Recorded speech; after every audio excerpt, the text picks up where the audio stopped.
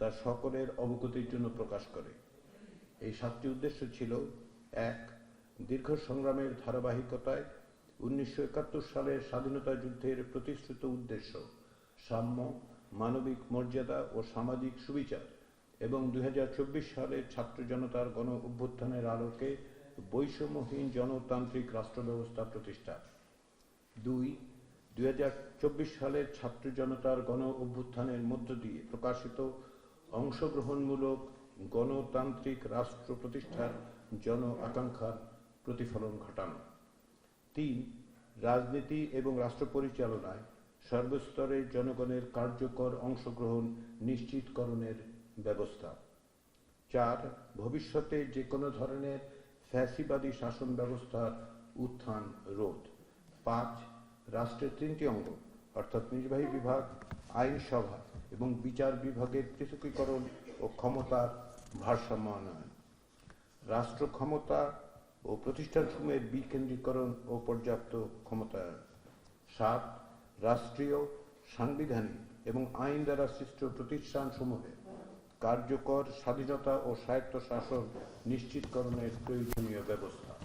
আমরা এই 7টি উদ্দেশ্যকে সামনে রেখেই কমিশনের কার্যাবলী পরিচালনা করেছি।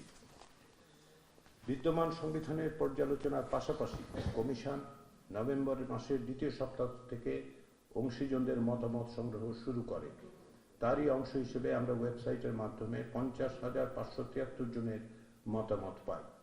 বাংলাদেশ পরিসংখ্যান ব্যুরোর মাধ্যমে দেশের 64 জেলার 45,925টি থানা অর্থাৎ হাউসহোল্ড থেকে মতামত নেওয়া হয়। এই মতামতের ক্ষেত্রে 18 থেকে 75 বছর বয়স্ক জনগোষ্ঠীকে স্যাম্পল হিসেবে নির্ধারণ করা হয়েছিল। আমাদের অনুরোধে 25টি রাজনৈতিক দল এবং 3টি জোট তাদের লিখিত মতামত প্রদান করেন। এর বাইরেও 6টি সংগঠন, 6টি রাজনৈতিক দল আমাদের কাছে তাদের মতামত দিয়েছেন। কমিশনের আমন্ত্রণে বিভিন্ন ধরনের 43টি সিভিল সোসাইটি সংগঠনের 99 জন প্রতিনিধি আমাদের সঙ্গে মিলিত হয়ে তাদের মতামত জানান, যার মধ্যে 25টি সংগঠন পরে তাদের বক্তব্যের লিখিত ভাষ্য আমাদের কাছে জমা দেন। এর বাইরে 29টি সংগঠন স্বতঃপ্রণোদিত হয়ে তাদের মতামত আমাদেরকে জানিয়েছেন। কমিশন 7 জন সংবিধান বিশেষজ্ঞের সঙ্গে কথা বলেছে, যার মধ্যে 2 জন তাদের বক্তব্যের লিখিত ভাষ্য আমাদেরকে দিয়েছেন। সিভিল সোসাইটির 37 জন ব্যক্তি আমাদের অনুরোধে উপস্থিত হয়ে তাদের মতামত দিয়েছেন, যার মধ্যে লিখিতভাবে তাদের বক্তব্য দিয়েছেন 20 জন। এর বাইরেও 34 জন ব্যক্তি তাদের মতামত ইমেইলে বা কমিশনের কার্যালয়ে এসে তাদের মতামত লিখিতভাবে জমা দিয়েছেন। রাজনৈতিক দল, সংগঠন, ব্যক্তিদের অংশগ্রহণের ফলে সংবিধান সংস্কার বিষয়ক সুপারিশ মালা তৈরিতে সমাজের এক ব্যাপক অংশের অংশগ্রহণ নিশ্চিত হয়েছে। এই তথ্যগুলো আপনাদের কাছে আমি অবহিত করছি এই কারণে, যাতে করে আপনারা বুঝতে পারেন যে কমিশনের পক্ষ থেকে সর্বাত্মক উদ্যোগ গ্রহণ করা হয়েছিল, যাতে করে একটা ব্যাপক জনগণের অংশগ্রহণের মধ্য দিয়ে আমরা সুপারিশমালা তৈরি করতে পারি। আমাদের সুপারিশমালা কোনো পূর্ব ধারণা ভিত্তিক ছিল না, এবং সেই সুপারিশমালা যাতে করে এই ধরনের মতামত, জনগণের বিভিন্ন অংশের মানুষের মতামত প্রতিফলিত হয়, সেদিকে আমরা সুনির্দিষ্টভাবে বিশেষভাবে নজর দিয়েছি।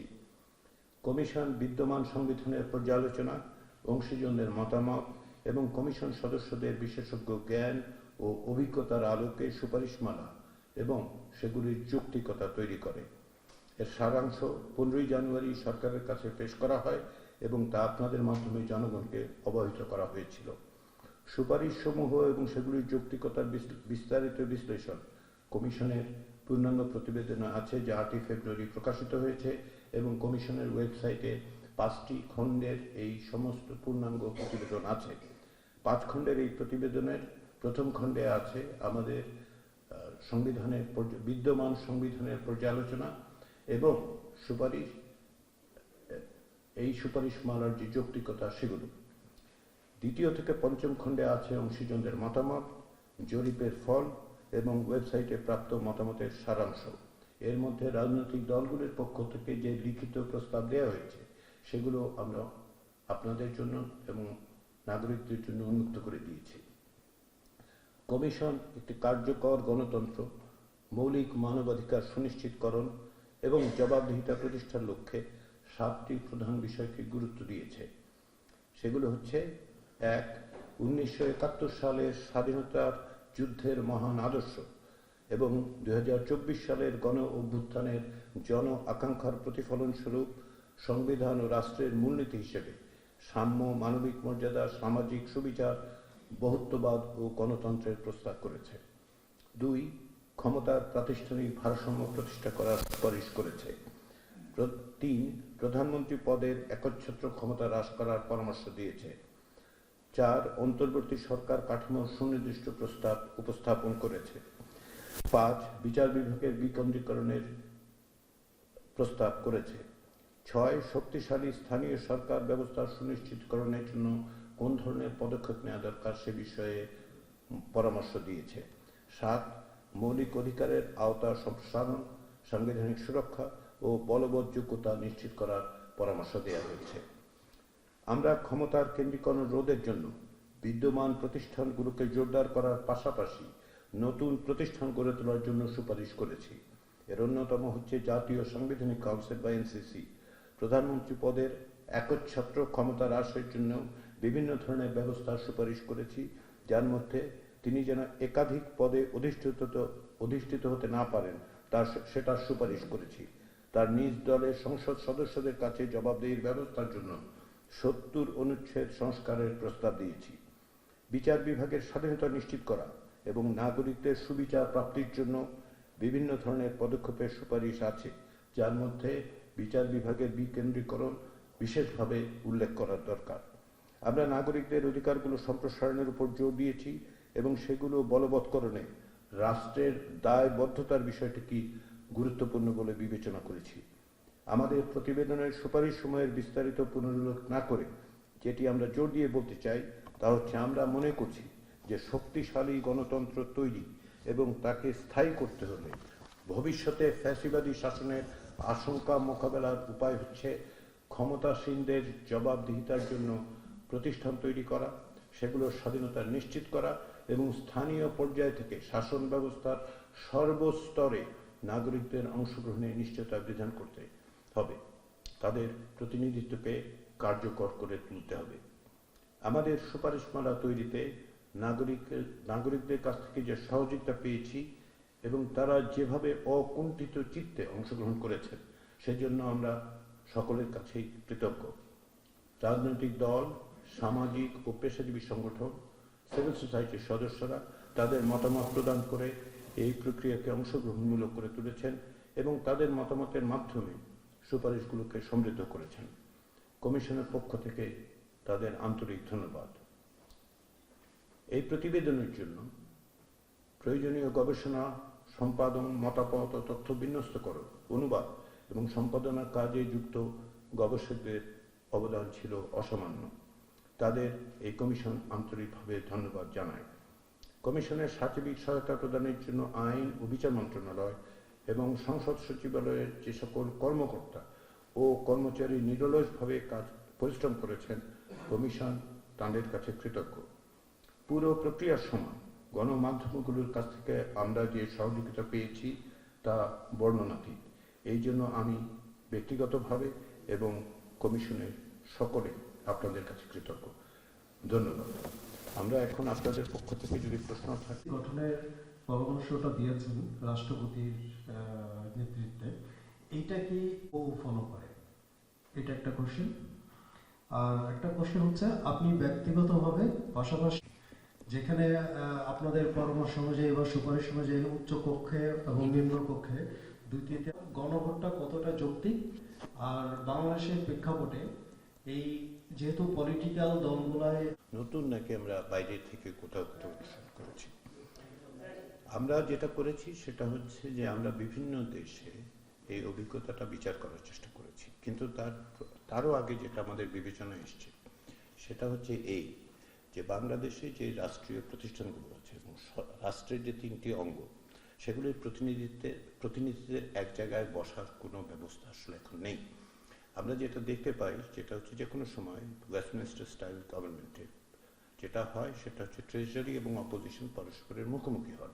এটাই স্বাভাবিক, সংসদে তারা মুখোমুখি হন, এটাই স্বাভাবিক বলে বিবেচিত হয়। কিন্তু বাংলাদেশের ক্ষেত্রে একটা বড় রকমের সংকট হয় এই যে প্রতিষ্ঠানগুলোর উপর, বিশেষ করে সাংবিধানিক প্রতিষ্ঠানগুলোর উপর কার্যত এক ব্যক্তির নিয়ন্ত্রণ প্রতিষ্ঠিত হয়েছে। সেটা প্রধানমন্ত্রীর করতলগত হয়েছে এবং যদিও তার রাষ্ট্রপতির নামে এগুলো নিয়োগ দেওয়া হয়, আমরা সেখান থেকে বেরোতে চেয়েছি। অর্থাৎ আমাদের বিবেচনার ক্ষেত্রে এনসিসির ধারণাটা আসে আসলে যে কি করে ক্ষমতার যে কেন্দ্রীকরণ, যেটা আমাদের একটা অন্যতম লক্ষ্য ছিল, সেটাকে মোকাবেলা করে প্রাতিষ্ঠানিকভাবে মোকাবেলা করা যায়।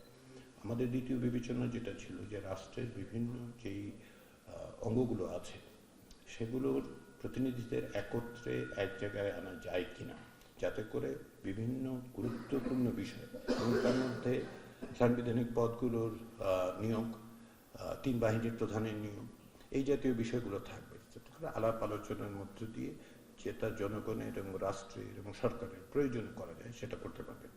সেই বিবেচনাগুলোর থেকে আমরা দেখার চেষ্টা করছি এর কোনো সমাধান আছে কিনা।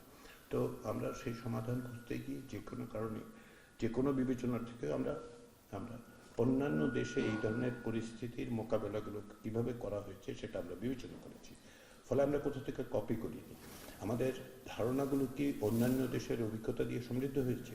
অবশ্যই সেটা সমৃদ্ধ হয়েছে এবং সেই বিবেচনার থেকেই আপনি লক্ষ্য করলে দেখবেন কাঠামোগতভাবে আমরা যাদের অন্তর্ভুক্তির কথা বলেছি এনসিসিতে, তারা প্রত্যেকেই কিন্তু একমাত্র সিজে ছাড়া, চিফ জাস্টিস ছাড়া প্রত্যেকেই কোনো না কোনোভাবে নির্বাচিত। যেমন একেবারে প্রধানমন্ত্রী, বিরোধী দলের নেতা অথবা নেত্রী, স্পিকার দুই হাউসের, ডেপুটি স্পিকার দুই হাউসের, যারা আবার বিরোধী দলের প্রতিনিধিত্ব করে, তাদের কথা আমরা বলেছি। রাষ্ট্রপতি আমরা একটা ইলেকট্রাল সিস্টেমের মধ্য দিয়ে নির্বাচনের কথা বলেছি, যে কোনো প্রক্রিয়া আপনি যান তিনি নির্বাচিত রাষ্ট্রপতি।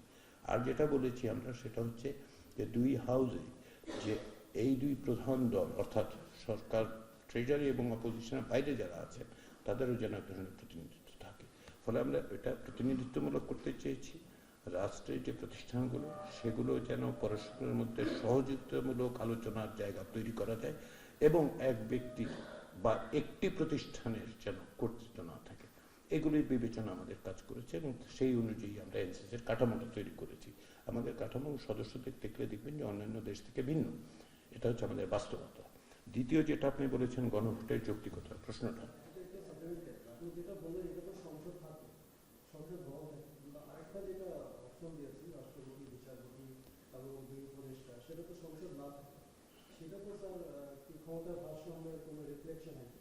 হ্যাঁ হয়। কারণটা হচ্ছে এই যে আমরা যখন বলছি যে যখন নির্বাচিত সরকার থাকবেন না কি হবে, আমরা বলেছি অন্তর্বর্তী সরকার থাকবে। এই অন্তর্বর্তী সরকারের দাবি দীর্ঘদিনই বাংলাদেশের মানুষের এবং বাংলাদেশের রাজনীতি ধরুন 2011 সালের পর থেকে প্রকৃতপক্ষে আবর্তিত হয়েছে তত্ত্বাবধায়ক সরকারের দাবিকে কেন্দ্র করেই। কারণ বিরোধী দলের পক্ষ থেকে দাবি করা হয়েছে এবং তারা নির্বাচন বর্জন করেছেন এবং মানুষ দেখেছেন কি করে আপনার পঞ্চদশ সংশোধনীর মাধ্যমে এই তত্ত্বাবধায়ক সরকার ব্যবস্থা অপসারণের ফলে কি ভয়াবহ রাজনৈতিক পরিস্থিতির মধ্যে দিয়ে বাংলাদেশ গেছে এবং সেটা যে অত্যন্ত পরিকল্পিতভাবে করা হয়েছে এখন 16 বছর পরে আমরা সেটা বুঝতে পারছি। যারা তখন বোঝেননি তারা নিশ্চয়ই এখন বুঝতে পারছেন যে কাঠামোগতভাবে এটা আসলে গণতান্ত্রিক প্রতিষ্ঠানকে ধ্বংস করে ব্যক্তিকে প্রাধান্য দিয়েছে। এখন যখন অন্তর্বর্তী সরকার থাকবে, সেই অন্তর্বর্তী সরকারের প্রধান যিনি মানে যাকে নিয়োগ করা হবে সেটারও আমরা একটা প্রক্রিয়া বলেছি এবং সেখানেও এনসিসির একটা বড় ভূমিকা আছে। ফলে এনসিসির মধ্য দিয়ে আলাপ আলোচনার মধ্য দিয়ে আসছে এবং যেহেতু তত্ত্বাবধায়ক সরকার, আমরা পরামর্শ দিয়েছি 90 দিনের জন্য দেশের শাসনভার গ্রহণ করবেন, তারা দায়িত্ব পালন করবেন। সেই সময়টাতে আমরা এনসিসিতে যারা নীতি নির্ধারক অর্থাৎ প্রধান উপদেষ্টা এবং উপদেষ্টার পরিষদের থেকে আরো দুজনের কথা বলেছি, যাতে করে শাসন ব্যবস্থা অব্যাহত থাকে। শুধুমাত্র এনসিসির যেই ভূমিকা সেটা যেন নির্বাচিত সরকার থাকার সময়ই থাকবে, অন্য সময় না থাকে, সেরকম যাতে না হয়। এক্ষেত্রে আপনি লক্ষ্য করলে দেখবেন যে উপস্থিতির মধ্য দিয়ে কিন্তু ওই যে মৌলিক যে বিষয়টা আছে সেটা হচ্ছে রাষ্ট্রের বিভিন্ন প্রতিষ্ঠানের প্রতিনিধিত্বের একত্রে বসে আলাপ আলোচনা করা এবং সিদ্ধান্ত গ্রহণ প্রক্রিয়া, সেটা আমরা অব্যাহত রাখার চেষ্টা করেছি কাঠামোটার মধ্যে দিয়ে। আপনার দ্বিতীয় প্রশ্নটা বলি, একটু সময় নিচ্ছি যেহেতু আমার মনে হয় এনসিসির বিষয়টা অত্যন্ত গুরুত্বপূর্ণ। গণভোটের প্রশ্নটা আপনি তুলেছেন যে গণভোটটা যৌক্তিক কিনা। আমরা মনে করেছি গণভোটটা যৌক্তিক। কি কারণে? আপনি লক্ষ্য করে দেখুন যে বাংলাদেশে যেমন ধরুন সংবিধান সংশোধনের ক্ষেত্রে কি হয়েছে, একাধিকবার আমরা দেখতে পেয়েছি যে বাংলাদেশের সংবিধান সংশোধিত হয়েছে 2/3 মাধ্যমে, এই তো। এবং এই যে 2/3 যে দল পান, আসনের দিক থেকে যে দল 2/3 পান, তারা আসলে 50% জনগণের প্রতিনিধিত্ব করেন না। এটা ফার্স্ট পাস্ট দ্য পোস্ট সিস্টেমের একটা দুর্বলতা। এই দুর্বলতা আমরা এই মুহূর্তেই সংশোধন করতে পারবো না, কারণ এটা ওয়েস্টমিনিস্টার স্টাইলে এটাই পদ্ধতি। কিন্তু আমরা সেটা যে অ্যাবিউজটা হয়েছে, ব্যাপক অ্যাবিউজটা আমরা লক্ষ্য করেছি, সেটা আমরা মোকাবেলা করতে চেয়েছি এইভাবে যে যাতে করে যারা এই এই প্রধান দল যারা খবর সেটা ছিল না, কিন্তু পরবর্তী সময় পঞ্চম সংশোধনের মধ্য দিয়ে এটা যুক্ত করা হয়। তার কারণটা হচ্ছে জনগণের কাছ থেকে আপনার সম্মতিটা প্রয়োজন, কনসেন্টের বেসিসে। পরবর্তী সময় সেটা খানিকটা সীমিত করা হয়েছিল দ্বাদশ সংশোধনের মধ্য দিয়ে, এবং পঞ্চদশ সংশোধনের মধ্য দিয়ে সেটা সম্পূর্ণভাবে তিরোহিত করা হয়। তার কারণটা হচ্ছে কোনো অবস্থাতেই জনগণের কাছ থেকে এই সম্মতি নেওয়া হয়নি। আরও লক্ষ্য করুন, ঐতিহাসিকভাবে যেটা ঘটেছে, বাংলাদেশে যতবার সংবিধান সংশোধিত হয়েছে, কোনোবারই যারাই ক্ষমতায় থেকে এটা করেছেন তারা নির্বাচনের আগে এই ম্যান্ডেট জনগণের কাছ থেকে নেননি যে তারা সংবিধান সংশোধন করবেন। আপনি সেটা যে কোনো ক্ষেত্রে দেখতে পারেন। যে কারণে আমরা দেখতে পাই যে দ্বাদশ সংশোধনীর পর যেহেতু ম্যান্ডেট আলোচনা ছিল, ম্যান্ডেট ছিল না, সেহেতু আমরা দেখতে পাই যে দ্বাদশ সংশোধনীর পরে একটা গণভোট অনুষ্ঠিত হয়েছিল, জনগণ তাদের মতামত দিতে পেরেছেন, সেটা গৃহীত হয়েছে এবং সেটা বাস্তবায়িত হয়েছে। জি, একটু মাইক্রোফোনটা একটু দেন কেউ। আজহার লিমন, আমি এখন টিভি থেকে আসছি। আপনারা তো অনেকদিন আগে এই রিপোর্টটা প্রকাশ করেছেন, তো এই আইন নিয়ে যারা কথাবার্তা বলে তাদের কাছ থেকে আমরা সমালোচনাও পেয়েছি, আবার অনেকে ভালো বলেছেন। বিশেষ করে এই যে সংসদ সদস্য হওয়ার জন্য যে বয়সের ব্যাপারটা, সেটা সমালোচনা করেছেন যে ওরা কি পড়াশোনা করবে নাকি রাজনীতি বা সংসদ সদস্য হবে। এই যে উচ্চ কক্ষের যে আনুপাতিক যে ব্যাপারটা, সেটা নিয়ে অনেকে সমালোচনা করেছেন যে না, এখানে জ্ঞানী গুণীরা থাকে, এখানে তো সেই পলিটিশিয়ানরাই যাবে। এই ব্যাপারে আপনার কাছে একটু জানতে চাই। আর যে ব্যাপারটা, যে এর আগেও তো অনেক এরকম প্রস্তাব বা এই ধরনের তত্ত্বাবধায়ক সরকার আমলে হয়েছে, তারও আগে 96-93 ওই সময় হয়েছে। তো মানে এক ধরনের শঙ্কা তৈরি হয়েছে যে এই প্রস্তাবগুলো আদৌ এই প্রস্তাবগুলো অনুসরণ করে এটা আসলে সংবিধান সংশোধন হবে কিনা। এবং এর মধ্যে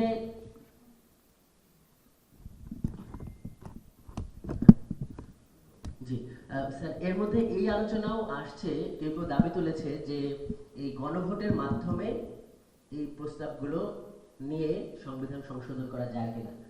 আপনি সংবিধান সংশোধন কমিশনের বা সংস্কার কমিশনের প্রধানের সঙ্গে আপনি আইনে কথাবার্তা বলেন। আমার প্রশ্ন হলো যে গণভোটের মাধ্যমে কি এখন যে সরকার আছে তারা কি এটা পরিবর্তন করতে পারবে? চেষ্টা করেছি। 21 বছর বয়সের বিষয়টা বলা হচ্ছে, অনেকেই সমালোচনা করছেন যে 21 বছর বয়স অত্যন্ত কম, লেখাপড়া করার সময় সেটা, ফলে তাদেরকে সংসদের সদস্য করার ক্ষেত্রে যথেষ্ট পরিমাণে অভিজ্ঞ কিনা তারা, এই প্রশ্নটা উঠেছে। এ বিষয়ে একাধিকভাবে এর উত্তর দেওয়া যায়। প্রথম কথা হচ্ছে, এই কমিশন কখনোই বলেনি যে 21 বছর বয়স হলেই তাকে সংসদের সদস্য হতে হবে। এটা তারা রাজনৈতিক দলগুলো মনোনয়ন দিতে পারে, আমরা সেই ব্যবস্থাটা রেখেছি। এবং অনেকেই বলছেন যে তারা তো শিক্ষা প্রতিষ্ঠানে থাকার কথা, আমরা সেটা আশা করি যে তারা প্রত্যেকেই শিক্ষা প্রতিষ্ঠানে থাকবেন। কিন্তু শিক্ষা প্রতিষ্ঠানের বাইরেও তো মানুষ আছেন যাদের বয়স 21, যাদের অভিজ্ঞতা আছে, তারা যুক্ত হতে পারেন রাজনীতিতে। আর যদি রাজনৈতিক বিবেচনা থেকে বলেন, এখানে এর পরের বক্তব্যটা আমার ব্যক্তিগত, সংবিধান সংস্কার কমিশনে নিয়ে আমরা একভাবে আলোচনা করেছি, কিন্তু সিদ্ধান্ত হিসেবে না। বাংলাদেশের বিভিন্ন রকম আন্দোলনে নেতৃত্ব দিয়েছেন তরুণরা। এখন যে তরুণরা রাজপথে প্রাণ দিতে পারবেন, আইন তৈরির ক্ষেত্রে তাদের অংশীদারিত্বের ব্যবস্থা আপনি কিভাবে করবেন বলুন? তাদেরকে আপনার সংসদেই আসতে দিতে চাচ্ছেন না, তাই না? আর 21 বছর হলে সবাই গিয়ে 300 বা আমরা 400 জনের কথা বলেছি, 400 জনই তো 21 বছর হবে না। ফলে এই বিবেচনাটা আমরা দিয়েছি এই কারণে যে যাতে করে বাংলাদেশের ডেমোগ্রাফিক বিবেচনায় যে বিশাল সংখ্যক নাগরিকরা আছেন, তারা যেন আইন তৈরি প্রক্রিয়ায় যুক্ত হতে পারেন। আমরা আশা করছি রাজনৈতিক দলগুলো সেটা বিবেচনা, আমরা অনুরোধ করেছি 10% মনোনয়ন দেওয়ার জন্য। আমরা বাধ্য করছি না, কেউ বাধ্য করার আমাদের সে ক্ষমতাও নেই, এবং আমার মনে হয় না কেউ তাদের বাধ্য করবে। কিন্তু রাজনৈতিকভাবে যদি নতুন নেতৃত্ব তৈরি করতে চান, ইতিমধ্যে যেমন ধরুন বিভিন্ন বিশ্ববিদ্যালয়ের ছাত্র সংসদ নির্বাচন হওয়ার কথা, তাই না? ছাত্রছাত্রী সংসদে সেখানে কি 21 বছরের কম বয়সীরা প্রতিদ্বন্দ্বিতা করেন? কিংবা ধরুন 21 বছর বয়সীরা কি আসলে বাংলাদেশের প্রধানমন্ত্রী নির্বাচন করেন? তাহলে প্রধানমন্ত্রী নির্বাচন করতে পারবেন না, কিন্তু করতে পারবেন, আইন প্রণয়ন করতে পারবেন না, সেটার মধ্যে এক ধরনের প্যারাডক্স মনে হয় আপনার কাছে? আমার ব্যক্তিগতভাবে সেটা প্যারাডক্সিক্যাল মনে হয়। দ্বিতীয় যেটা আপনি বলেছেন, আপনি একটু সাহায্য করেন আমি যদি কিছু মিস করে থাকি, যে আরেকটা বিষয় হচ্ছে যে এই গণভোটের মাধ্যমে এই সরকার করতে পারবে কিনা। গণভোটের মাধ্যমে এই সরকার করতে পারবে কিনা এটা আসলে রাজনৈতিক দলগুলোর সাথে আলাপ আলোচনার মধ্যে দিয়ে সিদ্ধান্ত হবে। এটা আমাদের সংবিধান সংস্কার কমিশনের পক্ষ থেকে আমাদের টিআর এর মধ্যে সেটা নেই, আমাদের যে টার্মস অফ রেফারেন্স সেটা আমাদের মধ্যে নেই, তাই না?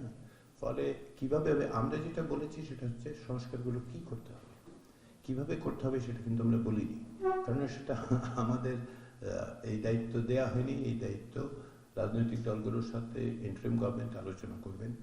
এই মর্মে একটা কমিশন তৈরি করা হয়েছে অধ্যাপক ইউনূসের নেতৃত্বে। সেই কমিশন আশা করি আলাপ আলোচনা করে পথ তৈরি করবেন কিভাবে হবে অথবা হবে না। একটি কথা আপনি বলেছেন, এটা আমি একটু গুরুত্বের সাথে বিবেচনা করে শেষে উত্তর দিতে চাই। আমরা প্রতিবার এই কথাটা শুনতে পাই, শুধু আমরা নয়, প্রত্যেকেই। অতীতে এরকম সংস্কারের চেষ্টা হয়েছে, সংশোধনের কথা হয়েছে, ঐকমত্য হয়েছে রাজনৈতিক দলের। 1990 সালের কথা আপনারা বলেন, কিন্তু আমাকে বলুন তো, আমি একটু ব্যক্তিগতভাবে অনুরোধ করবো সবাইকে, যারা বাংলাদেশের রাজনীতির ইতিহাসে এই ঘটনা আছে, কিন্তু বাংলাদেশের রাজনীতির ইতিহাসে কি এই ঘটনা আছে যে 1400 মানুষ প্রাণ দিয়েছেন 2-2.5 সপ্তাহের মধ্যে? বাংলাদেশের ইতিহাসে কি এই অবস্থা আছে যে রাষ্ট্র ক্ষমতায় অধিষ্ঠিত, সর্বোচ্চ ক্ষমতায় অধিষ্ঠিত একজন শাসক সমস্ত রকম আন্তর্জাতিক আইন ভঙ্গ করে মানবাধিকার শুধু লঙ্ঘন করেছেন তা না, মানবতার বিরুদ্ধে অপরাধে যুক্ত থেকেছে? এটা আমি বলছি না, আপনি সাংবাদিক, আমরা সকলের সংবাদপত্র পড়ি, জাতিসংঘের রিপোর্ট বলছে সেটা। এরপরেও আমরা কি 90-এর সাথেই তুলনা করব? এই যে 1400 মানুষ এবং 14,000-এর বেশি মানুষ আহত, তাদের আত্মদানকে আমরা কি এই তুলনায় নিয়ে যাব যে আগে কি হয়েছে না হয়েছে? আমরা একটা নতুন সময়ের মধ্যে প্রবেশ করেছি, অনেক রক্ত দিয়ে, প্রাণ দিয়ে। বাংলাদেশের ইতিহাসে এটা তো নাই 52 বছরে। 52 বছর কেন? আপনি এই সাবকন্টিনেন্টে পালিয়ে যাওয়ার ইতিহাস দেখেছেন? আমি দেখি নাই, তাই না? এগুলো আমাদের বিবেচনা রাখতে হবে। আমি সপ্তম শতকে 1400 বছর পরে আমরা একজন শাসককে পলায়নের ইতিহাস দেখেছি, আধুনিক কালের। আপনার এরপর আপনার একটা প্রশ্ন ছিল।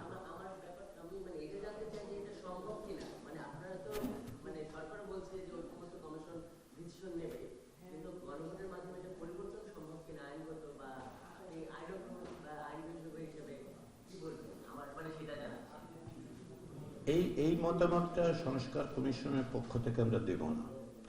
আপনি ব্যক্তিগতভাবে আমার যে সহকর্মীরা আছেন যারা আইনজীবী হিসেবে বিভিন্ন রকম আইনি লড়াইয়ে যুক্ত থেকেছেন, আমি বিশেষ করে শৈব ভাই আছেন এখানে, তিনি ইদানিং কালে, আপনাদের অতীতের কথা আমি বাদই দিই, গত কয়েক মাসে আপনারা দেখেছেন তিনি আদালতে এই বিষয়ে লড়াই করেছেন, কি করে পঞ্চদশ সংশোধনীর যেই ভয়াবহ অগণতান্ত্রিক চরিত্র সেটা উন্মোচিত করার ক্ষেত্রে অধ্যাপক মানে বিভিন্ন সমালোচনা যেমন আছে, এবং তার চেয়ে বড় কথা হচ্ছে শরীফ ভাইয়ের ভূমিকাটা অত্যন্ত গুরুত্বপূর্ণ আইনজীবী হিসেবে। ব্যক্তিগতভাবে তারা নিশ্চয়ই প্রশ্নের উত্তর দেবেন। সংস্কার কমিশনের কাজ করছেন, চেঞ্জ করে কি দিলেন ভাই? সংস্কার কমিশনের পক্ষ থেকে এটা আমরা এই প্রশ্নের উত্তর দেব না, তার কারণ আমাদের এখতিয়ারের বাইরে। আপনাকে একটু মাইক্রোফোন দেন। রহমান খান, সমকালে কাজ করি। জি, ধন্যবাদ স্যার। 5ই আগস্টের গণ অভ্যুত্থানে যে প্রাণহানি, রাজনৈতিক ঐক্যমত্য হয়েছে সংস্কারের পক্ষে, আপনি সেটা বিস্তারিতভাবে তুলে ধরেছেন। স্যার, আমার প্রশ্ন হলো যে আপনারা যে সুপারিশ দিয়েছেন রাজনৈতিক দলের মধ্যে ঐক্যের বিষয়টা যেটা আপনি 6 মাস আগে ছিল সেটা এখন আপনি মনে করছেন কিনা, বা এখন যে দেশে মব যা কোনো বাধা তৈরি করবে কিনা বা কোনো প্রতিবন্ধকতা তৈরির সম্ভাবনা আপনি দেখছেন কিনা? আরেকটা বিষয় স্যার আমি একটু করবো যে আপনারা কয়েকবার, যার মধ্যে নির্বাচন ব্যবস্থা এবং বিচার ব্যবস্থা সহ সব কমিশনের প্রধানরাই ছিলেন স্যার, আমি আপনার অসংখ্য কিন্তু স্যার 6টা সংস্কার কমিশন, নির্বাচন কমিশন সহ কারো সংস্কার কমিশনে পলিটিক্যাল পার্টির অভ্যন্তরীণ গণতন্ত্রের বিষয়ে আপনাদের কোনো সুনির্দিষ্ট সুপারিশ নেই। এই বিষয়টা কি স্যার আপনারা এড়িয়ে গেছেন, নাকি আপনারা মনে করছেন যে এটা আপনাদের কার্যপরিধির মধ্যে আসে না? ধন্যবাদ স্যার। ধন্যবাদ। আপনি যে প্রশ্নগুলোতে ইন্ডিভিজুয়ালি আমার কথা বলছেন, আমি সেগুলি ভিন্নভাবে উত্তর দেব, কারণ আজকে আমি এখানে দাঁড়িয়েছি সংস্কার কমিশনের প্রতিনিধি হিসেবে। সেই বিবেচনা থেকে আমি উত্তরগুলো দেই যে সংস্কার কমিশনের পক্ষ থেকে যে সুপারিশগুলো দেয়া হয়েছে সেগুলো এখনকার বাস্তব পরিস্থিতিতে তাতে প্রতিবন্ধকতা তৈরি হয় কিনা সেটা হচ্ছে সংস্কার কমিশনের পক্ষ থেকে আমরা যেটা বলতে পারি সেটা হচ্ছে যে আমরা আশা করি যে রাজনৈতিক দলগুলোর মধ্যে বিভিন্ন রকম মত পার্থক্য সত্ত্বেও সংস্কারগুলো সম্পাদন করার ক্ষেত্রে সেটার আকার প্রকৃতি হয়তো ভিন্ন হতে পারে, তো সংস্কারগুলো করার ক্ষেত্রে এক ধরনের ঐকমত্য আছে। দীর্ঘদিন ধরেই বিভিন্ন রাজনৈতিক দল বলেছেন, শুধু 5ই আগস্ট না, 5ই আগস্টের পূর্বেও কেউ কেউ বলেছেন, দীর্ঘ 1 দশক ধরে এই দেশে রাষ্ট্র সংস্কারের বিষয়ে আলোচনা হচ্ছে।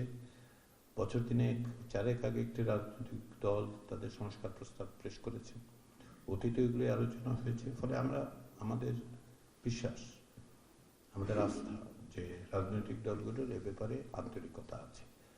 এবং সবচেয়ে বড় যেটা, আমরা এই প্রক্রিয়ার মধ্যে দিয়ে যখন গিয়েছি তখন যেটা আমরা দেখতে পেয়েছি সেটা হচ্ছে যে অনেক বিষয়ে রাজনৈতিক দলগুলোর একটা বড় রকমের ঐকমত্য আছে, যেগুলো আমি উদাহরণ হিসেবে যেমন আমি বলি, আমরা যে সুপারিশ করেছি তার মধ্যে বাইক্যামেরাল পার্লামেন্টের কথা আমরা বলেছি দ্বিকক্ষ, এ ব্যাপারে রাজনৈতিক দলগুলোর একটা বড় অংশের ঐকমত্য আছে। আমরা প্রধানমন্ত্রীর ক্ষমতা হ্রাসের কথা বলেছি, প্রধানমন্ত্রীর মাত্র 2 দফার বেশি যেন তিনি নির্বাচিত না হন সেটা আমরা বলেছি। তো সেই বিবেচনায় সেগুলোরও এক ধরনের ঐকমত্য আছে রাজনৈতিক দলগুলোর মধ্যে, এটাই হচ্ছে।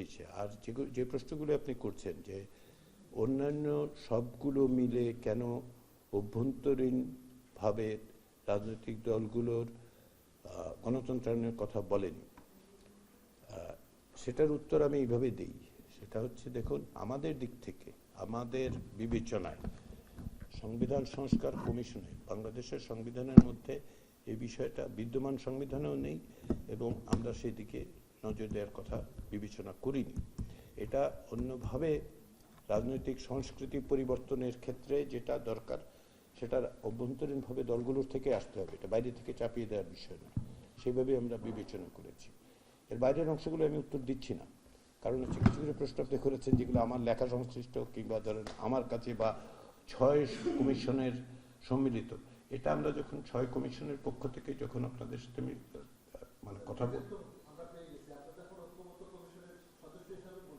হ্যাঁ, এখন পর্যন্ত এই কমিশনের কার্যক্রম কিন্তু শুরু হয়নি, সেটাও তো বিবেচনা রাখবে। গতকাল মাত্র প্রজ্ঞাপন হয়েছে, গতকাল সন্ধ্যায়, এবং 15 তারিখ আমাদের পক্ষ থেকে আনুষ্ঠানিক সূচনা হবে। রাজনৈতিক দলগুলোর প্রতি অনুরোধ জানানো হয়েছে এবং ওই প্রক্রিয়া শুরু হোক, আমরা কথাবার্তা বলি, আপনারা তখন প্রশ্ন করুন, কারণ প্রশ্ন করা জরুরি। আমি যেটা এই আমাদের কমিশনের গত কয়েক মাসের অভিজ্ঞতা থেকে বলতে পারি, আমি যখন বলেছি যে কমিশনের পক্ষ থেকে আমরা আসলে গণমাধ্যমগুলোকে ধন্যবাদ জানাই, কৃতজ্ঞতা প্রকাশ করি, সেটা আন্তরিক। আপনাদের সহযোগিতা সত্যি সত্যি আমরা মনে করি যে এটা আমাদের কাজকে সহজতর করেছে এবং সর্বোপরি জনগণের আমরা কি করছি না করছি সেটা জানিয়েছি। আমরা সবসময় এক ধরনের জবাবদিহিতার মধ্যে থাকতে চেয়েছি, কারণ আমরা অন্যের কাছে জবাবদিহিতা চাইব, কিন্তু আমরা আমাদের সমস্ত কিছুই বলবো না, সে চেষ্টাটা আমরা করেছি। ওনাকে একটু মাইক্রোফোনটা দেন এবং আপনি একটু যদি পরিচয় দেন, রেকর্ডিং এর জন্য সুবিধা। আমার নাম কামরান রেজা চৌধুরী, আমি আমেরিকান প্রতিষ্ঠান বেনার নিউজে কাজ করি, মেইনলি ফ্রিল্যান্স সাংবাদিক আমি। তো আপনাদের সুপারিশটা আমি বের করে দেখেছি, তো সেখানে এই যে প্রেক্ষাপট, সংবিধানের সংস্কারের প্রেক্ষাপটটা ছিল হচ্ছে কোটা বিরোধী এবং বৈষম্য বিরোধী, এটা সবাই দেশের মানুষ এক ছিল। কিন্তু আপনারা যে সুপারিশগুলো করেছেন এর মধ্যেও কিন্তু ওই কোটা এবং একটা বৈষম্যর ছাপ মনে হচ্ছে, এটা নিয়ে সমালোচনা হবে। যেমন এখানে আপনারা বলছেন যে রাজনৈতিক দলগুলো 10% তরুণ তরুণীর মধ্যে মনোনীত করবে। আচ্ছা, তরুণ তরুণী বা আমার 50 বছর বা একজন 60 বছর মানুষের মধ্যে মানে আইন কখনো কনস্টিটিউশন বা এইসব ক্ষেত্রে আমার কাছে মনে হয়েছে যে এটা বোধহয় বৈষম্য হতে পারে। এক, এরপরে সংসদীয় নির্বাচন করার জন্য ন্যূনতম বয়স 21 বছর করা হবে। কিন্তু প্রথম কথা হচ্ছে যে আপনি যেটা বলেছেন সেটা হচ্ছে ধারণা, যে 10% ব্যাপারে আমরা কি বলেছি, আমরা কি বাধ্যতামূলক করতে বলেছি, আমরা কিন্তু তা বলিনি। আমাদের পরামর্শ হচ্ছে যে 10%, কারণ বাংলা আমার প্রশ্ন সেটা না স্যার, আপনি সুপারিশটাই তো স্যার বৈষম্য কোটা এবং একটা ইয়ে করেছেন। আমি আসছি আপনার প্রশ্নের উত্তরে, আপনাকে একটু সময় দিন। জি স্যার। এটা বৈষম্য নয়, কেন এটা আমরা বলি? আমরা সুপারিশ করেছি যে 10% যেন রাজনৈতিক দলগুলো এই তরুণ তরুণীদের দেয়। এটা হচ্ছে রাজনৈতিক প্রক্রিয়ায় অংশগ্রহণের মাত্রা বৃদ্ধি করা, বাংলাদেশে যে ডেমোগ্রাফিক কম্পোজিশন আছে সেটা রিফ্লেকশন। আমরা অনুরোধ করেছি, আমরা বলেছি যে এটা করলে তাদের জন্য আপনারা যে বাংলাদেশের রাজনৈতিক দলগুলোর নতুন নেতৃত্ব তৈরি করার ক্ষেত্রে এটা একটা ভূমিকা রাখবে বলে আমরা মনে করি। দ্বিতীয় যেটা আপনি বলেছেন 21 বছরের কথা, going back to the same, আমরা বলেছি, অনুরোধ করেছি, ধরুন রাজনৈতিক দলগুলো সকলেই সেটা মেনেও নিলেন, সংবিধানে অন্তর্ভুক্ত হলো, তাতে করে ঠিক এই শিক্ষার্থীরাই মনোনীত হবেন এই নিশ্চয়তা কে কাকে দিচ্ছে? আমরা তো দিতে পারছি না। ফলে এটা বিশেষভাবে কোনো একটি রাজনৈতিক সংগঠন তৈরি হবে সেই বিবেচনা করে আমরা এটা করিনি। 21 বছরের কথা আমি ওই প্রশ্নের উত্তরে আগেও বলেছি, যেটা আপনি হয়তো খেয়াল করবেন, যে বিশেষ কোনো গোষ্ঠীকে লক্ষ্য করে এটা হয়নি। কারণ 21 বছর হওয়ার জন্য 400 আসনের সকলেই 21 বছর 22 বছর বয়সে নির্বাচিত হবেন, আমরা তো তা বলছি না। আমরা বলছি যে 21 বছর হলে মনোনীত হতে পারবেন। তাতে হতে পারে যে 400 আসনের কেউই 21 বছর নাও হতে পারে, সেটা তো কোনো বাধ্যতামূলক না। আপনি যে বললেন যে সংবিধানের মধ্যে থাকলে এই শব্দ নিয়ে আলোচনা হবে, অবশ্যই হবে, আদালতেও হয়তো যাবে, কিন্তু আমাদের দিক থেকে অবস্থানটা এটা বৈষম্যমূলক নয়। কারণ আমরা কাউকে সেটা বাদ দিচ্ছি না। আমরা বলছি না যে 70 বছর হলে আপনি নির্বাচন করতে পারবেন না, আমরা কারো বার করছি না। বৈষম্য হতে যদি আমরা কাউকে বলতাম যে এটা আপনি করতে পারবেন না সাংবিধানিকভাবে, আমরা কিন্তু তা বলছি না। আমরা যদি বলতাম যে বাধ্যতামূলকভাবে 10% হতে হবে, তাহলে আপনি বলতে পারতেন বৈষম্য। এখন যে ধারণার থেকে লোকজন কথা বলছেন, কেউ কেউ বলছেন, অধিকাংশ মানুষ বলছেন বলে আমার মনে হয় না যে বিশেষ করে ছাত্রদের আন্দোলনের কারণে ছাত্রদের পক্ষপাতিত্ব করা হয়েছে।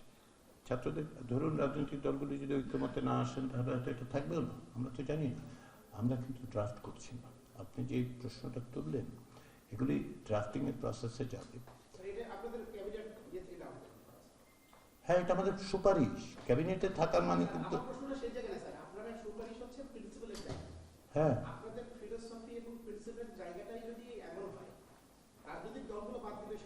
হ্যাঁ বলুন। এক্স্যাক্টলি আমরা টু দ্য পয়েন্ট আছি, আমরা এক্স্যাক্টলি টু দ্য না না কামরান আমার আচ্ছা, আপনি শেষ করুন, আপনি শেষ করুন, তারপর আমি উত্তর দেব। আপনি যে সুপারিশটা করবেন সেই সুপারিশটার উপরে quality of thought and philosophy কিন্তু ডিপেন্ড করে স্যার। এই জায়গাটায় একটা প্রশ্ন তোলার জায়গা আছে স্যার। আমরা এই কথাটাই বলতে চাই যে সংবিধান সংস্কার কমিটি যে কাজটা করেছে সেই কাজটা আনবায়াসড এবং বৈষম্যমূলক নয়, আমরা এই কথাটা বলতে চাই। কিন্তু এই শব্দের মাধ্যমে বা এই মানে অনুচ্ছেদগুলোর কারণে মনে হচ্ছে যেন, মানে আমি ডেফিনিটলি বলছি না, মনে হতে পারে, এবং এটার যথেষ্ট জায়গা আছে স্যার। আচ্ছা, শেষ হচ্ছে কি আপনার প্রশ্ন? শোয়েব কিছু বলতে চাচ্ছিলেন কি? মাইক্রোফোনটা দিন। শতাংশ, এটা কিন্তু দুটো ভিন্ন বিষয়। 21 বছর যেটা বলা হয়েছে সেটা হলো এলিজিবিলিটি, যে কারো বয়স 21 হলেই তিনি সংসদ নির্বাচন করতে পারবেন। 25 বছর যেটা ছিল, সেটা নিয়ে কোনো সন্দেহ নাই, স্যার। হ্যাঁ হ্যাঁ, এবং সেটা নিয়ে আশা করি আমাদের কারো সমস্যা নেই, তাই না? এবং আমাদের চেয়ারও এটা, ওই ক্ষেত্রে আমার প্রশ্ন ছিল যে মানুষের একটা পারসেপশন, হ্যাঁ সেটা বায়াস টু দি। কামরান, আপনাকে একটু অনুরোধ করে একটু উত্তরটা দিতে দিন, শুনুন, তারপরে আবার প্রশ্ন করবেন। হ্যাঁ, একটা হলো এলিজিবিলিটি, যে 21 বছর হলে করতে পারবেন। এখন এটা এমন না তো যে রাজনৈতিক দলগুলোকে পুরো সব আসনেই 21 বছর বয়সীদেরকে মনোনয়ন দিতে হবে, তাই তো? এবং তারা 300 আসনে কোথাও 21 বছর বয়সীকে মনোনয়ন চাইলে নাও দিতে পারে। তো এটা একটা ভিন্ন বিষয় যে থ্রেশহোল্ডটা কি, কোন বয়স অতিক্রম করলে আপনি নির্বাচনে দাঁড়াতে পারবেন। তো এটা 25 থেকে 21-এ নামানো হয়েছে, যুক্তি আমাদের চেয়ার সুন্দরভাবে দিয়েছেন। আর আমাদের ডেমোগ্রাফিরও একটা ব্যাপার আছে। আর 10% যে তরুণদেরকে বলা হয়েছে রাজনৈতিক দলগুলোকে নমিনেট করতে, সেটা আবার একটা ভিন্ন বিষয়, এবং সেটা কিন্তু এই 21 না। এই 10% যে 21 বছর বয়সী হতে হবে তা না। এবং এখানে আমরা যেটা বলেছি যে এই তরুণ কারা, এটা আইনের দ্বারা নির্ধারিত হবে, এবং এটা হয়তো আইন দ্বারা এই বয়স 21 থেকে 40 হতে পারে। বুঝতে পেরেছেন? এটা কিন্তু 21 না। এই 10% শুধুমাত্র 21 বছর বয়সীদের জন্য না, এই 10% হচ্ছে তরুণদের জন্য, এবং এই তরুণের সংখ্যা আমাদের রেকমেন্ডেশনে আছে, এটা আইন দ্বারা নির্ধারিত হবে। কাজেই এটা যদি রাজনৈতিক দলগুলো মনে করে যে এই 10% আমরা 21 থেকে 35 বছর বয়সীদের জন্য রাখবো, তাহলে তারা হবে। বা রাজনৈতিক দলগুলো যদি মনে করেন এই তরুণের সংখ্যা হবে 21 থেকে 40, তাহলে তারা হবেন। কাজেই এইখানে দুটো ভিন্ন জিনিস, এই দুটোকে গুলিয়ে ফেললে একটু মনে হয় যে আমরা কোথাও 21 বছর বয়সী 10% সংসদ সদস্য চাচ্ছি। আমরা সেটা চাচ্ছি না। আচ্ছা, অন্যদের একটু প্রশ্ন করতে দিতে হবে। আপনার নারীদের আসন প্রসঙ্গে আপনার প্রশ্নটার উত্তরটা দিয়ে নিই। নারীদের আসনের ক্ষেত্রে আপনি যেটা জিওগ্রাফিক্যাল রিয়ালিটিটা বলেছেন, আমরা সেটা আমলে নিয়েছি।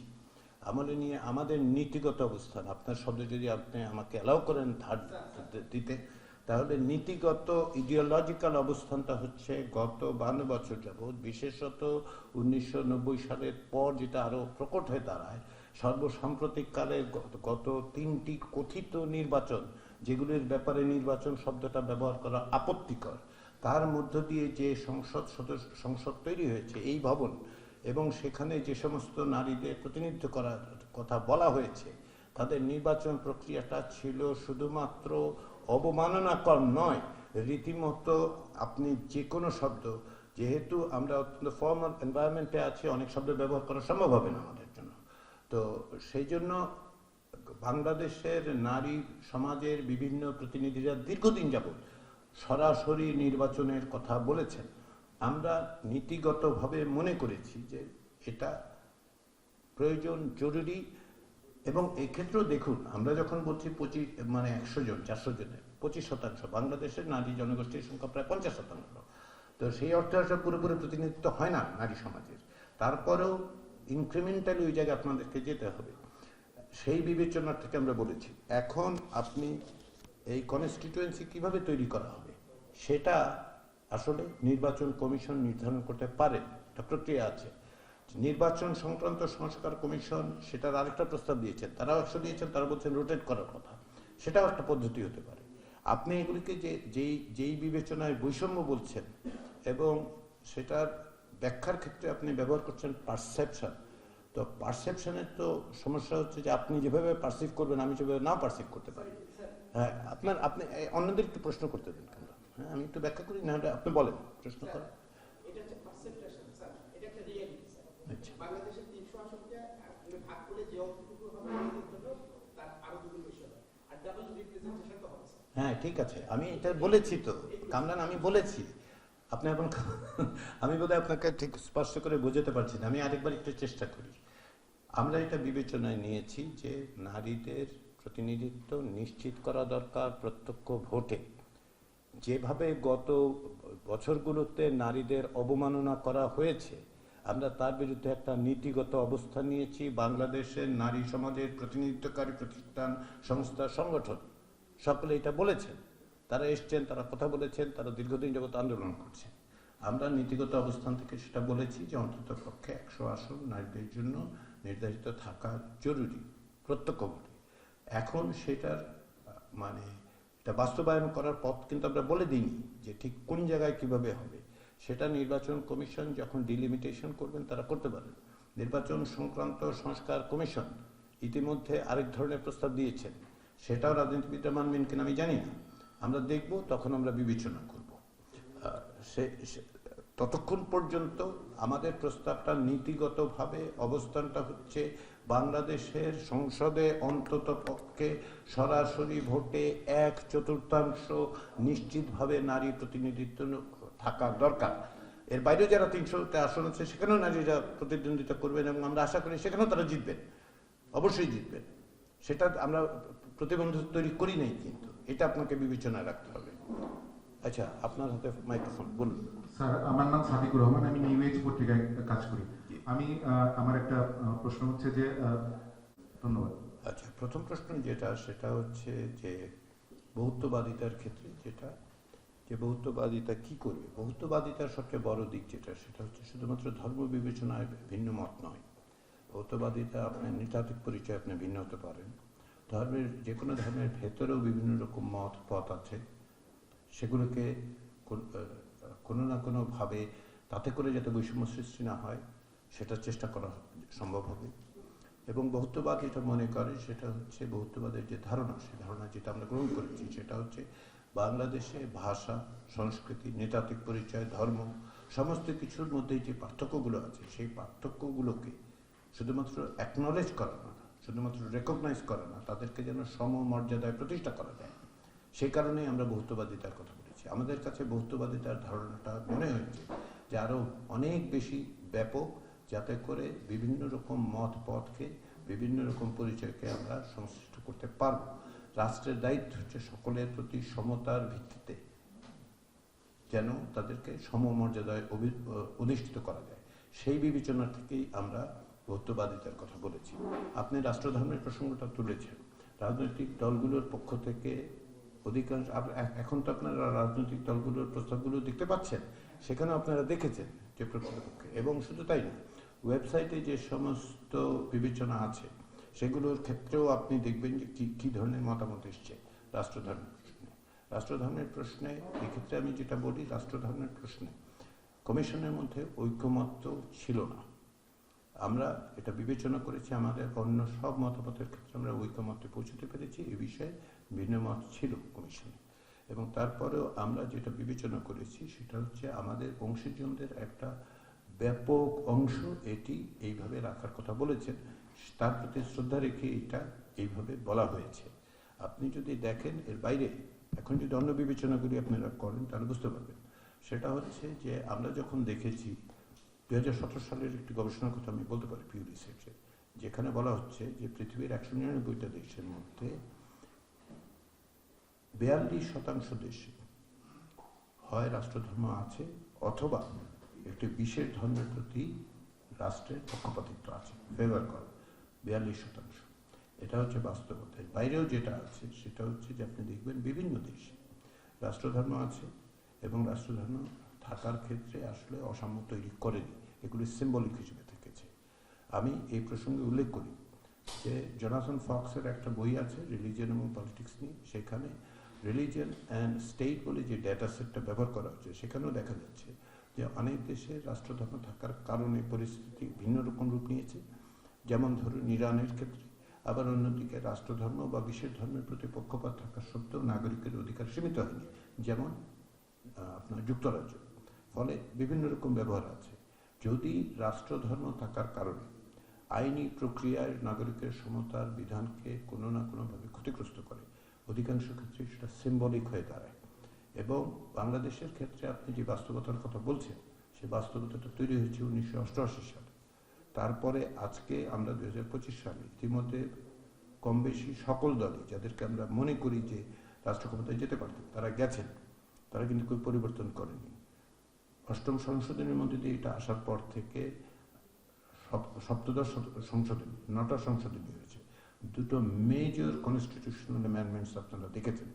একটা হচ্ছে ধরুন 12th অ্যামেন্ডমেন্ট, 13th অ্যামেন্ডমেন্ট তাড়াহুড়া করা হয়েছে, সেটা আপনার বিবেচনা না নেন। 12th অ্যামেন্ডমেন্ট খুব রিজন চিন্তা ভাবনা করে করা, এবং 15th অ্যামেন্ডমেন্ট কোথাওই কিন্তু এটা পরিবর্তন করা হয়নি। এই বিষয়ে আসলে শুধুমাত্র এখন আমি যদি আদালতের উদাহরণ দিই, একটি মাত্র রায়ের ক্ষেত্রে উদাহরণ দিতে পারি আমরা, কিন্তু অনেকেই বলবেন যে আদালত তো শেখ হাসিনার তৈরি আদালত, শেষ মুহূর্তে এপ্রিল মাসে দেয়া, 2024 সালের এপ্রিল মাসে, ফলে এই বিবেচনা আমরা না হয় নাই গেলাম। কিন্তু সামগ্রিকভাবে যেটা, সেটা হচ্ছে রাজনৈতিক বাস্তবতা 1 নম্বর, অধিকাংশ অংশীজনের মতামত, সেটা একটা বিবেচনার বিষয় আমাদের দেখেছে, এবং তারই ভিত্তিতে আমি আবারও বলি যে এই বিষয়ে কমিশনের ভিতরে ভিন্ন মত ছিল। বহুত্ববাদের সাথে আমাদের সাপ্লিমেন্টারি আছে, যে বহুত্ববাদ নিয়ে ইতিমধ্যে দুই একটা ধর্মীয় গোষ্ঠী ভিন্নভাবে ব্যাখ্যা করা হচ্ছে এবং এটা বাতিল করতে চেয়েছে, যে এই টার্মটা তারা ভিন্নভাবে ব্যাখ্যা করছে। স্যার, এটা যদি একটু ক্লিয়ার করতেন। না, আমাদের ক্ষেত্রে বিবেচনাটা তো আমরা বলেছি যে বহুত্ববাদের সাথে ধর্মের সম্পর্ক যেভাবে কেউ কেউ ব্যাখ্যা করার চেষ্টা করেছেন, কিছু কিছু আমাদেরও মনোযোগ আকর্ষণ করেছে, ব্যক্তিগতভাবে আমার মনোযোগ আকর্ষণ করেছে। এটাকে আমি সঠিক ব্যাখ্যা বলে মনে করি না, কারণ এটা আসলে আপনার ধর্মে যে একাত্মবাদের কথা বলে তার সঙ্গে এর কোনো সম্পর্ক নেই।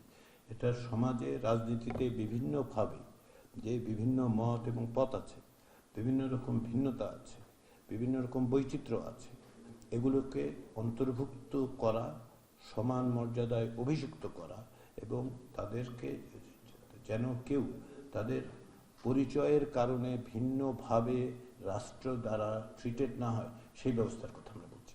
এখানে আসলে ধর্মের সাথে সংশ্লিষ্টতা নেই।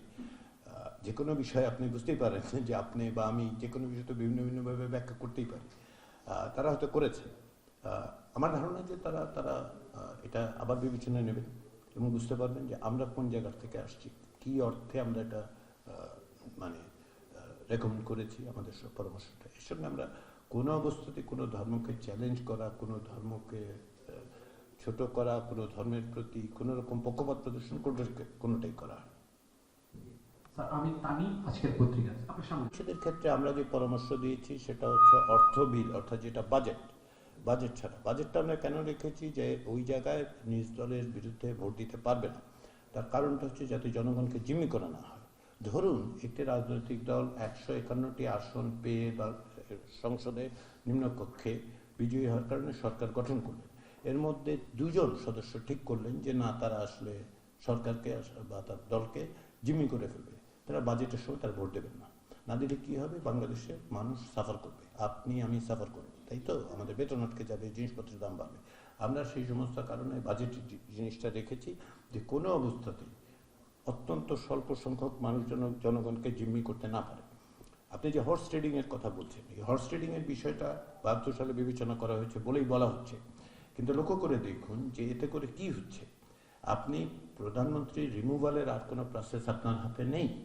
প্রধানমন্ত্রী যদি আপনি রিমুভ করতে না পারেন তাহলে কি দাঁড়ায়? একে হচ্ছে প্রধানমন্ত্রী তো 1-এর ভেতর 4, বাংলাদেশের যে পরিস্থিতি তাতে 1-এর ভেতরে 4-এ পরিণত হয়েছে, তাই তো। তার মানে অভাবনীয় তার ক্ষমতা।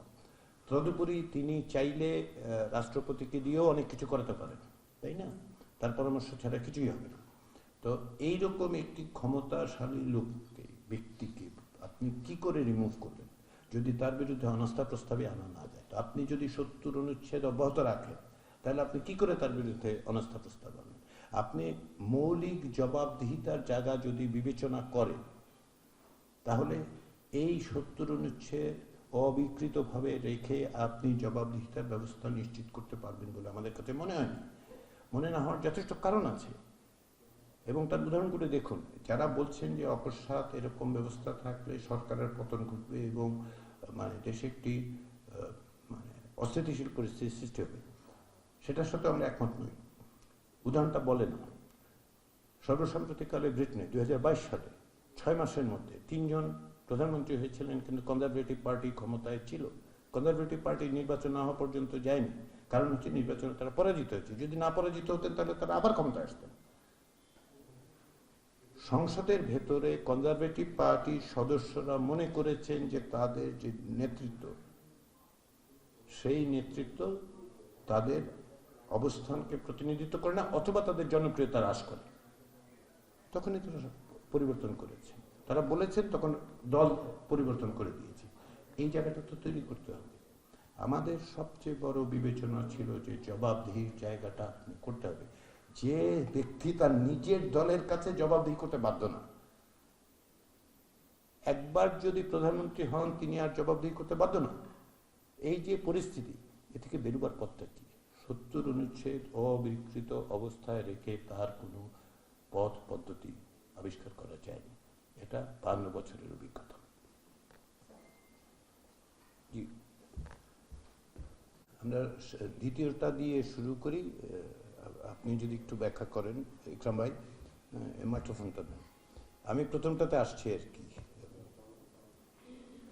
জি, আপনি যে মৌলিক অধিকারের আওতা সম্প্রসারণের বিষয়ে যেটি জানতে চেয়েছেন, এটি হচ্ছে যে আমরা চাচ্ছি যে মানবাধিকারের যে প্রকৃত ধারণা সেটা হচ্ছে এটা অবিভাজ্য, ভাগ করা যায় না। তো আপনি যদি একটা গণতান্ত্রিক রাষ্ট্রের কথা বলেন, যে গণতান্ত্রিক রাষ্ট্রে আমাদের রাজনৈতিক অধিকারগুলি যেমন গুরুত্বপূর্ণ, ঠিক অর্থনৈতিক এবং সামাজিক অধিকারগুলি একইভাবে গুরুত্বপূর্ণ। কিন্তু আমরা যদি বিভিন্ন সংবিধানের দিকে দেখি, তাহলে আমরা দেখবো এটা সনাতন একটা ধারা আছে, একটা নতুন ধারা আছে। সনাতন ধারায় মানবাধিকারকে দুই ভাগে ভাগ করে অনেক দেশের সংবিধানে একটাকে এনফোর্সেবল করেছে, একটাকে আনএনফোর্সেবল করেছে। আবার অনেক দেশের সংবিধানে অর্থনৈতিক এবং সামাজিক অধিকারকে আদৌ স্থান দেওয়া হয়নি। আমাদের 72 সালের সংবিধান যখন প্রণীত হয়, তখন ওই গণপরিষদেও এটা নিয়ে অত্যন্ত জোরালো বক্তব্য এসেছিল যে আমরা অর্থনৈতিক এবং সামাজিক অধিকারগুলোকেও রাজনৈতিক অধিকারের মতোই এনফোর্সেবল রাইট, ফান্ডামেন্টাল রাইট হিসেবে সংবিধানে চাই। সেই দাবি কিন্তু এখনো চলে যায়।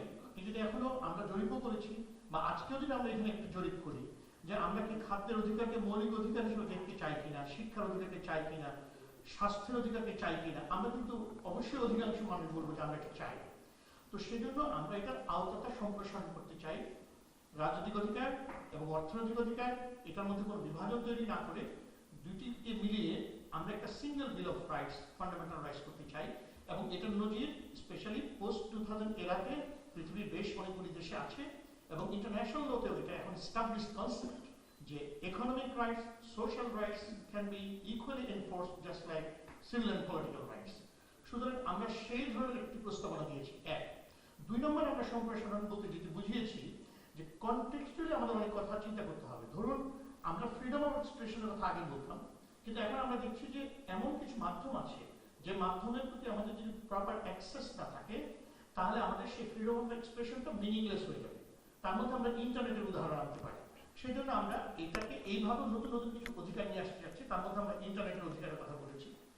এমনকি আপনি চিন্তা করে দেখুন যে বর্তমান সংবিধানে ভোটাধিকারের কথা পরিষ্কারভাবে কোথাও বলা নাই যে রাইট টু ভোট এটা একটা রাইট।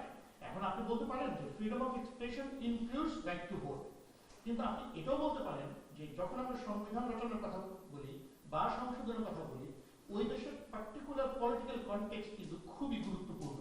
যে দেশে ভোট নিয়ে এত কিছু হয়েছে, ভোট দেওয়ার অধিকার নিয়ে এত ছিনিমিনি খেলা হয়েছে, সে দেশের সংবিধানে কিন্তু রাইট টু ভোট এই হিসাবে ভোটাধিকার একটি প্রত্যক্ষভাবে স্বীকৃত সাংবিধানিক অধিকার হিসাবে থাকাটা অত্যন্ত যৌক্তিক। সুতরাং আমরা এইটাকে সংযোজন করার কথা বলেছি। এরকম অনেকগুলি বিষয় আমরা নিয়ে আসছি, যেমন রাইট টু সায়েন্সের কথা আমরা বলেছি, বিজ্ঞানের প্রতি অধিকার। এটা অত্যন্ত অ্যাডভান্স একটা কনসেপ্ট। আপনি ধরুন এখন আমাদের এই যে লোন নিয়ে অনেক কথা হচ্ছে যে কতগুলি লোন সরকার নিয়ে রেখেছে যেটা ভবিষ্যৎ প্রজন্মের উপর পড়বে। আমরা কিন্তু সংবিধানের মধ্যে নতুন একটা অধিকারের কথা বলেছি, রাইটস অফ ফিউচার জেনারেশনস। একটা জিনিস দেখুন, আজকে আমরা একটা পলিসি মেক করছি, আজকে একটা গাছ কাটছি, আজকে একটা লোন নিচ্ছি, এটা দায়ভার কিন্তু শুধু আমাদের উপর না, পরবর্তী প্রজন্মের উপর আছে। এখন অনেক দেশের সংবিধানে পরবর্তী প্রজন্মের পক্ষে কাজ করার জন্য আলাদা কমিশনার নিয়োগ করা হয়, যেমন কমিশনার অফ হিউম্যান রাইটস, এরকম কমিশনার অফ ফিউচার জেনারেশন, যিনি ফিউচার জেনারেশনের পক্ষে কথা বলবেন। গত 50 বছরে আমাদের সুপ্রিম কোর্টে এরকম অনেকগুলি জনস্বার্থে মামলাও হয়েছে যেখানে ভবিষ্যতের প্রজন্মের পক্ষে দাঁড়িয়ে একটি রায় এস্টাবলিশ করেছে। এগুলোকে সবকিছু এনে এই সমস্ত ডেভেলপমেন্টগুলিকে আমরা ধরে রাখতে চাই। 50 বছর আদালতে যে ডেভেলপমেন্টগুলি হয়েছে সেগুলো নিয়ে আসতে চাই। সেই জন্য আমরা রাইটস অফ ফিউচার জেনারেশন, ভবিষ্যৎ প্রজন্মের অধিকার নামে আলাদা অধিকারের কথা সেখানে সুপারিশ করেছি। এভাবে নানানভাবে আমরা আওতাগুলিকে সম্প্রসারণ করেছি। আরেকটা কথা আমি যোগ করে দিই পরিষ্কার করার জন্য, সেটা হচ্ছে যে আমরা মোটামুটি এটা জানি যে সাংবিধানিক অধিকারগুলির উপর বিভিন্ন রেস্ট্রিকশন থাকে যৌক্তিক কারণে।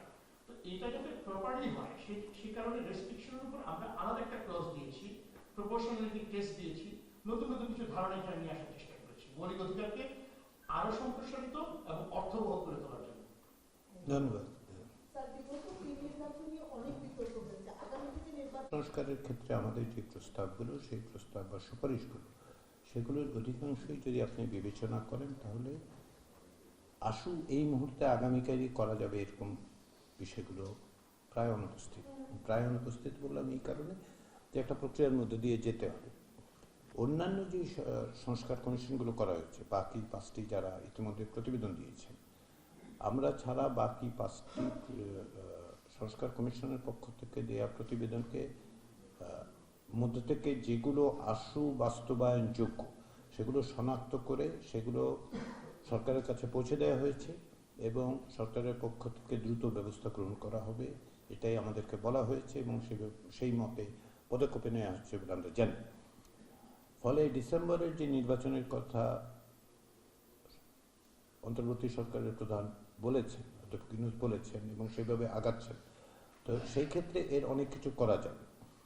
আর নির্বাচন ব্যবস্থা সংস্কারের ক্ষেত্রেও কিছু পদক্ষেপ আছে যেগুলো ব্যবস্থা গ্রহণ করলে তুলনামূলকভাবে আমরা দেখব যে কিছু সংস্কার হয়েছে যেগুলো ভবিষ্যতে এই ধরনের জালিয়াতির নির্বাচন সেগুলো বন্ধের ক্ষেত্রে খানিকটা সহায়তা করবে। সংবিধানের ক্ষেত্রে যেটা আমরা মনে হয় এবং যেটা ধরুন এই যে 6 কমিশনের আলোচনার ক্ষেত্রে আমরা তো একাধিকবার বসেছি এবং অধ্যাপক ইউনূসের সাথেও যে আলোচনাগুলো হয়েছে সেক্ষেত্রে আমরা যেটা বিবেচনা করছি সেটা হচ্ছে যে এইখানে পিসমিলে করা সম্ভব নয়, যেটা আমি একটা করলাম আর একটা করলাম না, এগুলো একটা আরেকটার সঙ্গে একভাবে সংযুক্ত। স্কেল হয়তো ডাউন করা যেতে পারে কিন্তু একটা কমপ্লিটে বাদ দিয়ে একটা করা খুব দূর হবে, প্রায় সম্ভব। সেই সমস্ত বিবেচনায় প্রথম এবং প্রধান যেটা করণীয় সেটা হচ্ছে যে ভবিষ্যতে যে নির্বাচনই হবে সেটা যখনই হোক তার আগে রাজনৈতিক দলগুলোর মধ্যে এই ঐকমত্য প্রতিষ্ঠা করা এবং এই প্রতিশ্রুতি নিশ্চিত করা যে তারা ক্ষমতায় গেলে জেনেই যান, এটা সব দলকে রাজি করতে হবে, তিনি 150 আসন পাবেন কিনা সেটার বিবেচনা নয়, বিবেচনা হচ্ছে যে তিনি যদি একজনও নন, এমনকি নাও যান সংসদে, তাহলে তারও দায়িত্ব হচ্ছে যে এই সংস্কারগুলোর জন্য কাজ করা, সেগুলো চিহ্নিত করতে হবে এবং আলাপ আলোচনার মাধ্যমে ঐক্যমত্য তৈরি করা হবে। আশা করা হচ্ছে সংবিধান সংস্কার কমিশনের পক্ষ থেকে নয়, সরকারের পক্ষ থেকে আমি যতদূর জানি, আমি অন্যান্য সংস্কার কমিশনের সাথে কাজ করার সূত্রে যেটা জানি এবং ঐক্যমত্য কমিশনের ক্ষেত্রে যে সমস্ত বিষয় বিবেচনায় রাখা হচ্ছে সেদিক থেকে আমি যেটা বলতে পারি, লক্ষ্য হচ্ছে একটি সনদ তৈরি করা, ন্যাশনাল চার্টার, যেটাতে সকল বা সংখ্যাগরিষ্ঠ বা অধিকাংশ রাজনৈতিক দল সম্মত হবেন যে ভবিষ্যতে তারা এই সংশোধনগুলো, এই পরিবর্তনগুলো, এই সংযোজনগুলো, এই বিয়োজনগুলো, এই পুনর্লিখনগুলোর কাজ তারা করবেন। সেই জায়গায় আমরা যেতে চাচ্ছি, আমি আশা করি সেই জায়গায় যাওয়া সম্ভব হবে। যাই হোক, আমরা আর একটা প্রশ্ন নেব, ইতিমধ্যে 12টা বাজে না, আমি তা বলিনি, কিন্তু নির্বাচনের আগে অনেকগুলো সংস্কার সম্ভব এবং সেগুলো যেগুলো আসল করা সম্ভব সেগুলো ইতিমধ্যেই সরকারের কাছে 5টি কমিশনের পক্ষ থেকে পৌঁছে দেওয়া হয়েছে, ইতিমধ্যে সে ব্যবস্থা গ্রহণ করা হচ্ছে এবং আমরা আশা করছি যে খুব শীঘ্রই সরকারের পক্ষ থেকে বিভিন্ন পদক্ষেপ গ্রহণ করা হবে। ফলে কিছু সংস্কার অবশ্যই হবে। নির্বাচন একটু শেষ করি, আমি একটু শেষ করি।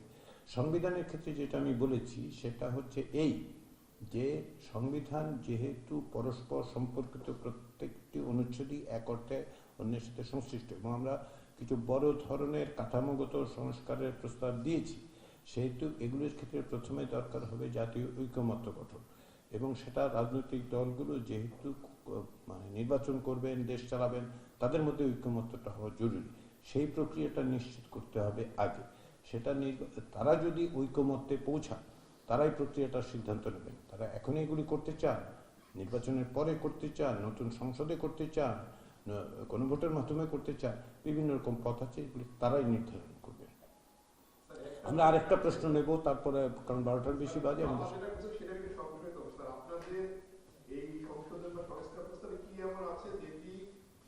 যেটি বাস্তবায়ন হলে সংবিধানের ধারে বন্দুক রেখে ক্ষমতা দীর্ঘায়িত করা যাবে না, এই জায়গাটায় কোন জিনিসটা আছে সংস্কার প্রস্তাবে, সেটি সংস্কারের কোন অংশটুকু বাস্তবায়ন হলে সংবিধানের ঘাড়ে বন্দুক রেখে ক্ষমতা রাজনৈতিক দলগুলো দীর্ঘায়িত করতে পারবে না। বিশেষ ধারা যদি বলেন বিশেষ অনুচ্ছেদ না, এরকম কোনো বিশেষ অনুচ্ছেদ নেই। কারণটা হচ্ছে যে আমরা যেটা প্রথম থেকেই বলেছি যে শুধুমাত্র ব্যক্তি বা প্রতিষ্ঠান, একটি প্রতিষ্ঠান দিয়ে আপনি স্বৈরাচারীকরণের প্রক্রিয়া বন্ধ করতে পারবেন না।